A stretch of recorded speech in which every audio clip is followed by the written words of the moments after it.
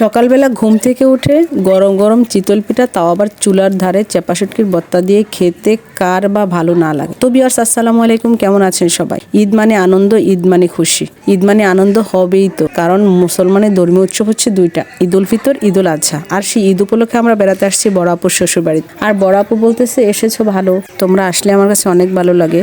আপনাদের দোয়া এবং ভালোবাসা, আল্লাহর রহমতে আমরা হচ্ছে 3 বোন 1 ভাই। তো বড় আপুর শ্বশুরবাড়ি হচ্ছে নবীনগর, আমরা নবীনগর আসছি। তো আপুর ঘরে আবার চাউল ছিল, যেহেতু আপু দুলাভাই আমাদের কৃষিকাজ করে, তো আপু চাউল ভিজিয়ে রাখছে আগে থেকেই। তখন আমরা চাউলগুলো গুঁড়া করার পরে আপু নিজের হাতে চিতল পিঠা বানিয়ে দিচ্ছে। আপু জিজ্ঞাসা করেছে যে তোমরা কি পিঠা খাবা, তো তখন আমরা বলছি যে আপু রমজান মাসে ভাজা পোড়া খাইতে খাইতে কলিজা একবার ভাজা ভাজা হয়ে গেছে, তুমি আম করে চিতল পিঠা বানাই দাও। যেই কথা সেই কাজ, আপু আম করে চিতল পিঠা বানাই দিছে। বেশ, আমরা সকাল সকাল এই যে চেপা শুটকির ভর্তা দিয়ে চিতল পিঠা খাইলাম।